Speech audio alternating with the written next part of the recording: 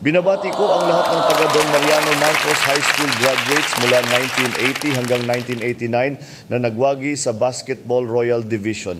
Ngayon ay back-to-back champions na ang ating mga taga Don Mariano Marcos na ngayon ay kilala na bilang San Francisco High School. Iba talaga kapag galing sa Marcos School, mahuhusay at palaban, palakpakan natin ang mga players ng San Francisco. Because of teamwork, hindi lang sa sports tayo nagtagumpay, nabuo rin ang magandang samahan at pagkakaibigan. Special thanks kay Coach Romel at Manager Zosimo Taaka at sa lahat ng bumubuo ng PUB sa AA.